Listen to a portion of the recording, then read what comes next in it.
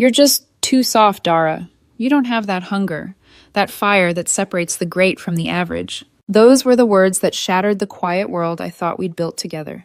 No shouting, no dramatic breakup. Just that a diagnosis delivered with surgical precision like a trainer critiquing poor form.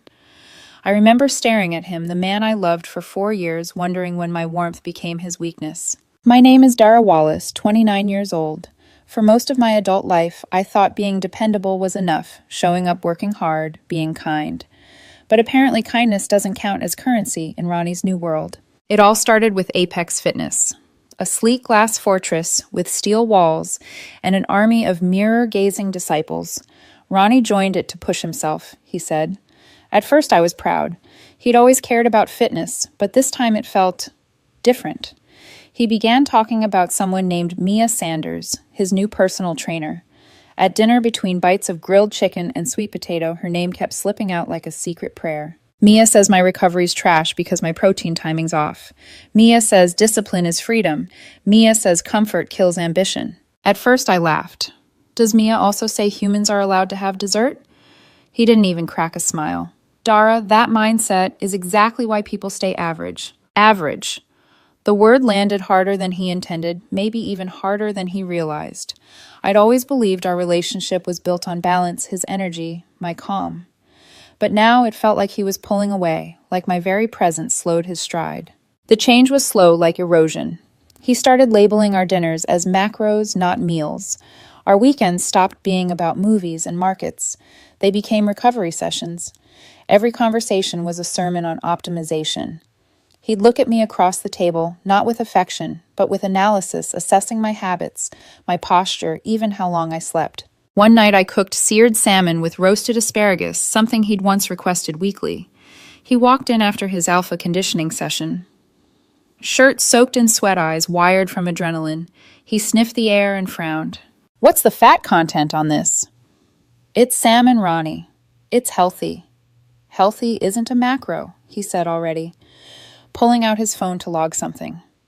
Mia says if you're not tracking, you're just guessing. I stared at him. We used to eat food, Ronnie, not numbers. He gave a small, pitying smile, the kind you give to someone who doesn't get it. It takes a level of discipline, Dara, you wouldn't understand. You've never had to push. He didn't notice that my hand trembled as I set down the pan, or maybe he did, and didn't care. That night I lay awake beside him. He was scrolling through his phone, laughing softly at something. I turned my head just enough to see a photo on his screen. Mia sweat-slick and smiling mid-lift. His comment, "Power looks good on you." Something small inside me broke, but I stayed silent, because I still believed silence could fix things. I'd always been the quiet one, the listener, the anchor. But that night my silence started to feel like consent. The next morning I watched him dress. Every movement was purposeful, efficient, like he was auditioning for a commercial about discipline. I asked carefully, "Are you and Mia close?" He paused only for a second, just enough for truth to flicker across his face. "She's my trainer, Dara. Don't make this something it's not." "Then why do you talk about her more than us?" His jaw tightened. "Because she gets it." He left before I could reply. The door closed with that same soft finality that later became familiar, not loud enough to start a fight, but quiet enough to end one. I spent the day replaying his tone in my head, because that's what I do. I analyze, I overthink, I try to understand the hurt before I react to it. By evening, I decided maybe I was being paranoid. Maybe I just missed us. So I planned something simple, sushi at the new place downtown, something that might remind him of normal life, of laughter and light. I drove to Apex Fitness to surprise him. The place was buzzing, steel-clanging, techno-pulsing air, thick with cologne and ego. Through the glass wall, I spotted him instantly. And her, Mia. She was spotting him on the bench press, her hands steady on the bar. He racked the weight, and she leaned in, whispering something that made him laugh. Too close, too familiar. Her palm lingered on his chest, and he didn't move it away. I didn't go inside. I just stood there, watching through the window, invisible. He looked alive in a way he hadn't around me for months, and that hurt more than anything. That night I chopped vegetables harder than necessary, the knife thudding rhythmically against the board. When he came home, I didn't look up. "We need to talk," I said. "Okay," he replied, tone flat, like I was a coworker asking for a performance review. I turned to face him. "I stopped by Apex today." He froze for just a second, then recovered. Why I was going to surprise you. Dinner plans. I let the sentence hang. You didn't see me, but I saw you. With Mia. His chin lifted slightly defensive, not ashamed. And are you sleeping with her? He laughed once low and dismissive. God, Dara, you always twist everything.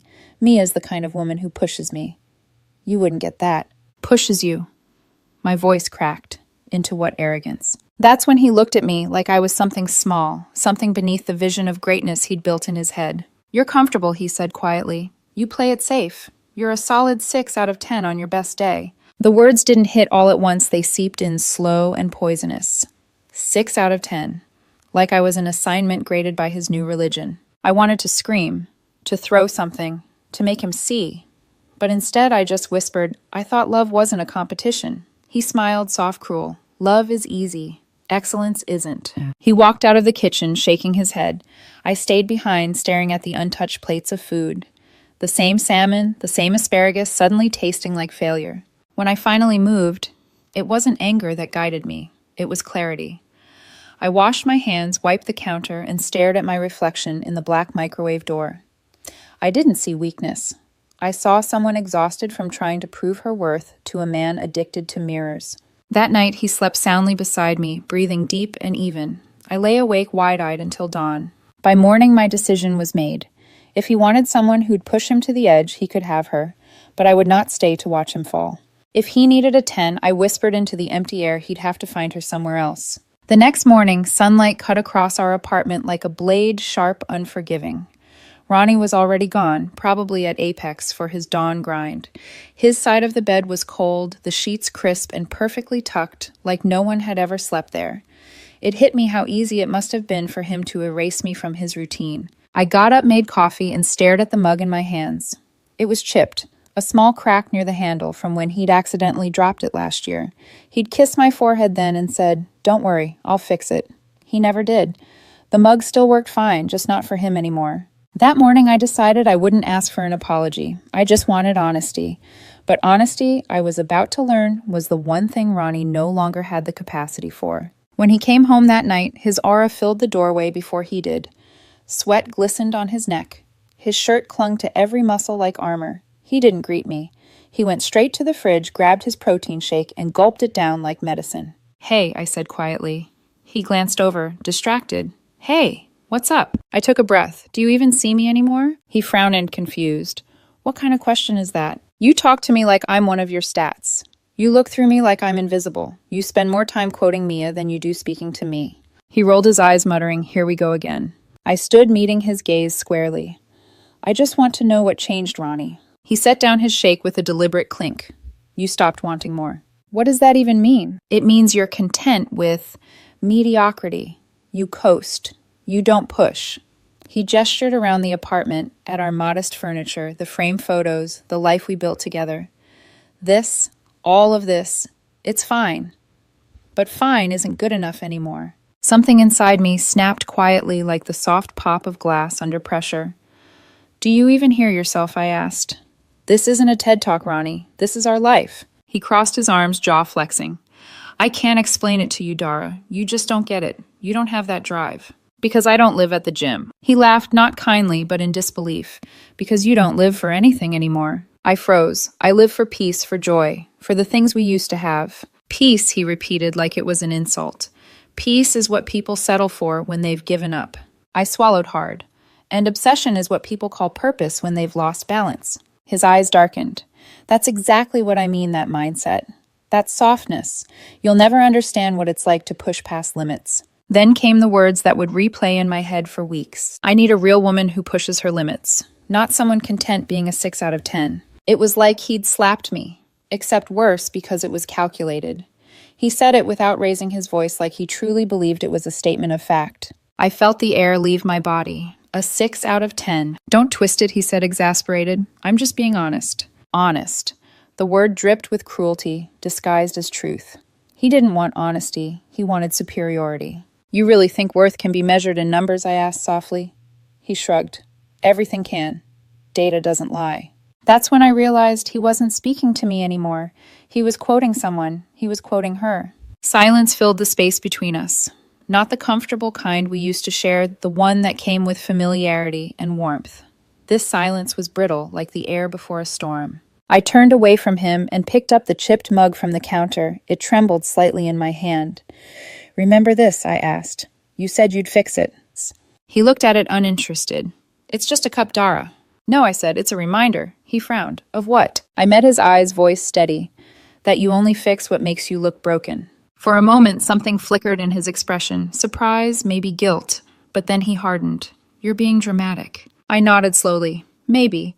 Or maybe I'm finally seeing clearly." He sighed, already done with the conversation.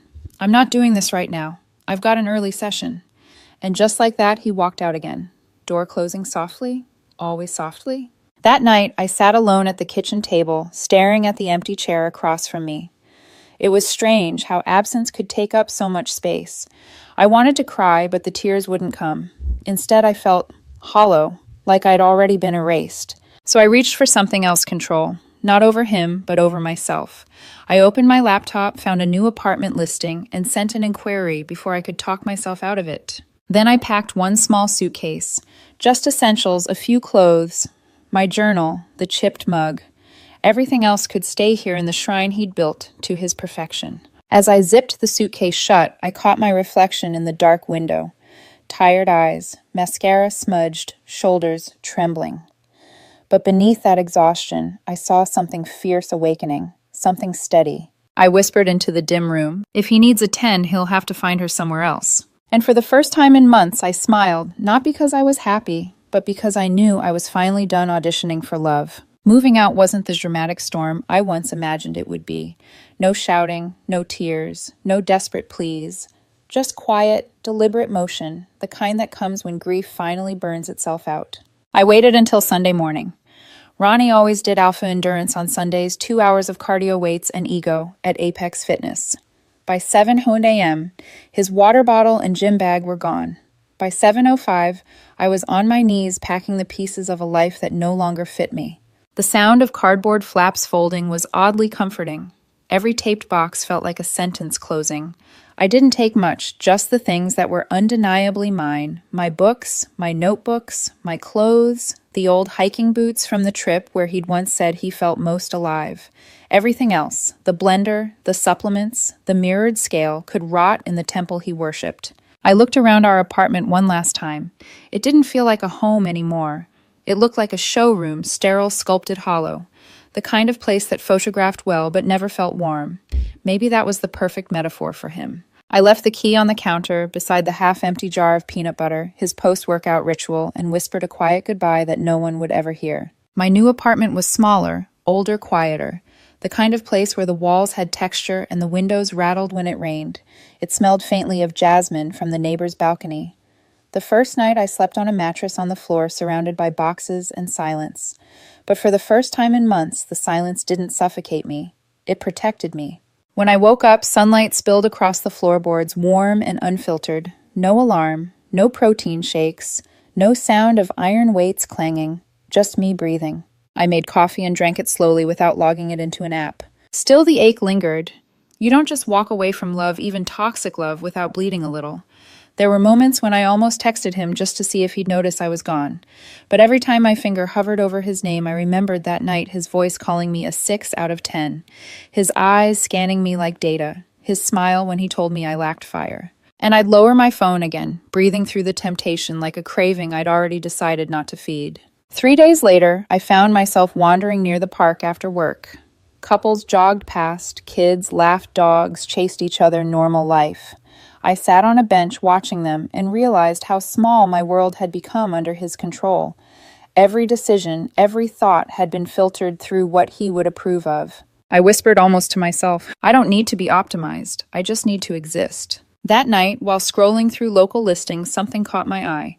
Intro to Brazilian Jiu-Jitsu. First class free. I laughed out loud. Ronnie would have mocked it rolling around on a mat with strangers for fun, but that was reason enough for me to go. The dojo was nothing like Apex. No mirrors, no neon slogans, just mats, quiet focus, and the faint scent of sweat and humility. The instructor, a calm man in his 40s, smiled as he handed me a white belt. Here we don't care how strong you are, he said. only how you breathe when you're losing. I didn't understand it then. But by the end of that first class, when a girl half my size submitted me in under a minute, I felt something I hadn't felt in a long time: peace. There was no competition, no score, no measuring tape, just balance, leverage, breath. Every fall came with a lesson. Every defeat made me lighter. By the second week, I wasn't thinking about Ronnie during class. By the third, I'd stopped thinking about him afterward. It's funny how healing often hides in the mundane. I started sleeping better, cooking without guilt, saying no to things that drained me. Some nights I'd walk home from training sweaty and exhausted, and I'd look up at the city lights, the same ones that once reminded me of him, and they felt different, like they belonged to me again. One evening, I found an old photo of us, the hike at Grey Rock Peak. We were covered in dust, laughing arms, wrapped around each other. I almost deleted it, but instead I slipped it into a drawer. Not out of nostalgia, but as a reminder of how even good memories can become poison in the wrong hands. A month passed before his name resurfaced. It came from a friend Ben, one of Ronnie's gym buddies, who'd stayed friendly with both of us. "Hey, Dara, just giving you a heads up. Saw Ronnie and Mia at Whole Foods. It was weird." She looked terrified. He was lecturing her about peanut butter, like actually scolding her over the label. I read the message twice. The image was absurd, yet disturbingly familiar. Ronnie dissecting someone's worth over a jar of protein spread. Same script, new audience. I typed back, "Thanks, Ben. I'm fine," he replied. "I figured. Just thought you'd want to know." I didn't really, but part of me felt an uncomfortable mix of pity and relief. Pity for Mia, the new 10. Relief that it wasn't me anymore. Weeks later, another friend reached out, Lisa from our old hiking group. She met me for coffee, eyes wide with unease. "Dara, I saw them at a barbecue. It was bad. He was talking down to everyone." Mia just sat there, barely said a word. "She's lost so much weight, Dara. I think he's, I don't know, breaking her." I stirred my coffee slowly, watching the steam rise. "People like Ronnie don't change," I said quietly. "They just find new mirrors." Lisa reached across the table and squeezed my hand. "You got out just in time." I nodded, smiling faintly. No, I woke up just in time. That night, as I locked my apartment door, I realized something profound. Leaving hadn't been the end of my story. It had been the beginning of a quieter one. No grand revenge, no comeback speech, just peace. A peace earned, not given. I poured myself tea, set the chipped mug on the windowsill, and looked out at the rain shimmering on the glass. The world outside was still noisy, sirens, laughter, life. But inside my little apartment, everything was finally still. "Peace isn't the absence of noise," I whispered. "It's the absence of needing to be heard." And for the first time, I realized I wasn't missing him. He was missing this. It started with a whisper, a name dropped into a conversation I hadn't meant to overhear. At the cafe near my office, two women in gym gear were gossiping, not cruelly, just curiously.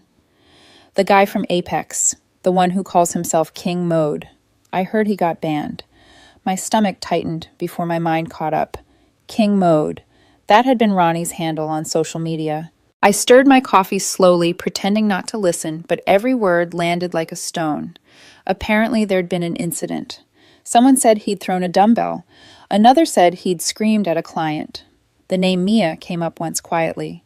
And suddenly I wasn't hearing strangers anymore. I was hearing ghosts. That night when I got home, I opened my phone. Out of pure human weakness, I typed his name into the search bar. His once polished fitness page was gone, deleted. The king had fallen from his throne, and no one seemed surprised. I sat back, heart pounding. I should have felt vindicated. I should have smiled even just a little. But all I felt was tired. Tired for her. For the girl who believed his promises the same way I once did. I remembered how he used to say, "Pressure makes diamonds." Now it seemed that pressure had crushed everything around him instead. 2 days later, my phone buzzed with a message from Rachel, one of Mia's friends, someone I barely knew. "Hey, Dara, this might be strange, but could we talk?" Curiosity prickled, mixed with unease. When we met, Rachel looked like she hadn't slept. Her tone was hesitant, her voice low. "I shouldn't even be telling you this, but I think she's in trouble." "Mia?" I asked. "Yeah." Ronnie. He's controlling everything. Her schedule, her phone, who she talks to. It's like she's disappearing. Rachel looked down at her hands. "She told me once that you were the calmest person she'd ever met, that you used to make him laugh. She said she missed that version of him." The words hit like a bruise I didn't know was still there. "Rachel." I said softly, that version of him doesn't exist anymore. Her eyes filled with tears. She's scared, Dara. He's not right. She tried to leave once, and he locked her out of their place with her things still inside. I sat in silence for a long moment, fighting the instinct to react, to fix, to help. But I knew better now. That path was a trap disguised as compassion. I'm sorry she's going through that, I said finally. But I can't be the person who saves her. He made sure I barely survived my time with him. I won't go back into that fire. Rachel nodded, though her eyes pleaded for more. I understand, she whispered. I just didn't know who else to tell. We parted with a hug that lingered, two women both haunted by the same man in different ways. That night I dreamed of the mountain Grey Rock Peak. In the dream, Ronnie and I were back at the summit, but the sky was darker this time. When I turned to look at him, it wasn't Ronnie standing beside me. It was Mia, pale, hollow-eyed, clutching her phone like a lifeline. When I reached for her, she whispered, "You got out. Why didn't you warn me?" I woke up drenched in sweat. The city outside my window was quiet and different. I sat there for hours, watching the lights flicker like distant campfires, and I realized how survivors carry guilt even for storms they didn't cause. Weeks passed. The messages from mutual friends slowed, then stopped, until one night my phone lit up again, an unknown number. Dara, it's Sarah. I don't know if you remember me from Mia's book club. I remembered vaguely. Sarah had been kind, quiet, thoughtful. Her next words made my blood run cold. I saw her today, at a cafe. She was wearing sunglasses, but when she took them off, she had a black eye. She said it was an accident, but, Dara, I don't think it was. My breath caught in my throat. Sarah's voice trembled. She kept looking over her shoulder. She wouldn't meet my eyes. I'm really worried. I closed my eyes, gripping the phone so tightly my knuckles turned white. It wasn't shock, it was recognition. That same low-grade terror I'd once lived with, not fear of being hit, but fear of never being heard. Thank you for telling me, I said quietly. Please just make sure she knows she's not crazy. That's all you can do. When the call ended, I sat in the dark staring at my reflection in the window. For the first time in months, I felt something dangerously close to anger, not at Ronnie, but at the version of me that used to think love could heal a man like him. The next evening, I stayed late at the dojo. We practiced escapes, learning how to breathe under pressure, how to use calm as leverage. Every movement felt poetic. Every fall had meaning. When class ended, my instructor clapped me on the shoulder. You've changed, he said. You used to move like you were apologizing. Now you move like you own your space. I smiled faintly. Maybe I finally learned that peace doesn't mean shrinking. A few days later, another message came, not from Rachel, not from Sarah. An email. No name in the address.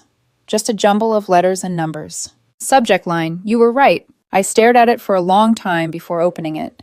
The first line was enough to make my pulse quicken. Dara, it's Mia. Please don't delete this. The words that followed were frantic, desperate, and all too familiar. She talked about fear, about being isolated, about realizing too late that love wasn't supposed to feel like walking on glass. Every paragraph was soaked in regret and panic. I don't know what to do. He's watching everything. This is the only email he doesn't know about. I thought I was strong, but I'm not. I can't breathe here. Please, Dara. Please help me. My eyes blurred as I reached the end. You warned me. I didn't listen. I should have.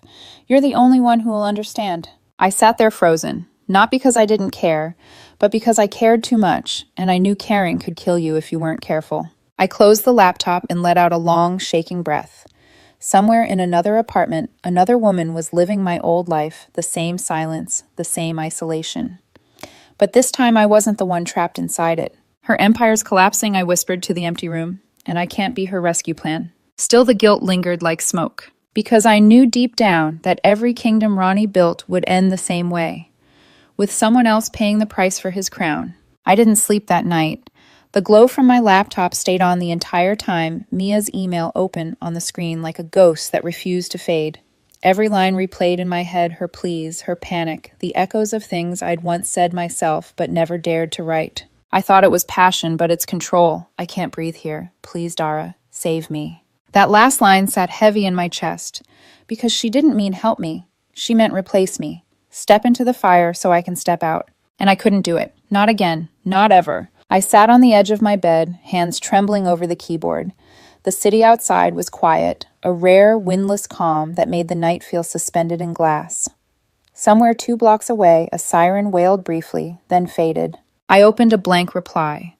For a long time, the cursor just blinked, a small pulsing reminder that I had a choice. The old me, the fixer, the caretaker, the empath would have sent comfort, would have driven across the city, knocked on the door, and begged Ronnie to be reasonable. But I wasn't her anymore. I had built peace out of ashes, and I wasn't going to burn it down for closure that wasn't mine to claim. I took a breath and began to type. To M. Sanders, subject, you were right. Mia, I read your message twice. Once with my heart, once with my head. The first time I felt everything you wanted me to feel: guilt, pity, the urge to help. The second time I saw it clearly: you don't need saving. You need to wake up. You said Ronnie's strength drew you in. I understand. It drew me in too, but you mistook control for confidence and noise for power. What you're living now isn't love, Mia. It's worship of someone who only loves mirrors. You wanted a king. You got one. I can't be the rescue you're looking for, because rescuing you means walking back into the cage I already escaped. You were right about one thing: I do understand you. That's why I know you'll never find peace until you stop asking others to grant it. I hope you choose freedom. But my peace is not a negotiation. Dara. I read it once, twice. It didn't feel cruel. It felt final. Then I hit send. The sound of the mouse click echoed louder than it should have, like a door closing in an empty hallway. I closed the laptop, powered off my phone, and sat in the stillness that followed. For a long time, I stared at my reflection in the dark window. Outside the city pulsed headlights, rain fragments of other people's stories moving on without me. Inside, I felt something deep and rare. Not happiness, not triumph, peace. Days passed, no reply, no calls, only silence, which for once didn't scare me. At the dojo, my instructor announced I'd earned my blue belt.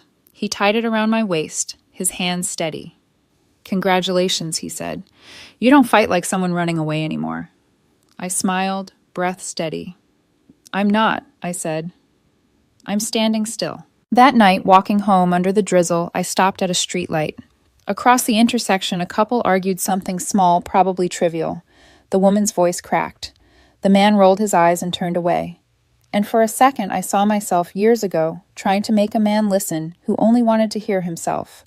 The memory didn't sting anymore. It just passed. At home, I found a letter slipped under my door. No name, just a single sheet of paper folded neatly.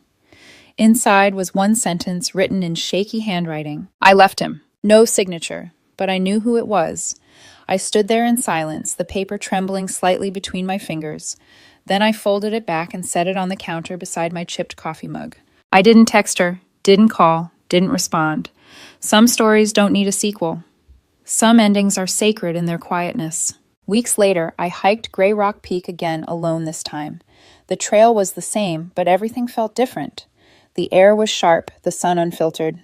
At the summit, I stood where we once stood together, Ronnie and me, and looked out over the endless stretch of sky. Last time I'd felt small beside him. This time I felt infinite without him. I closed my eyes, letting the wind sting my cheeks, and whispered into the horizon. You said I wasn't built for greatness. You were right. I was built for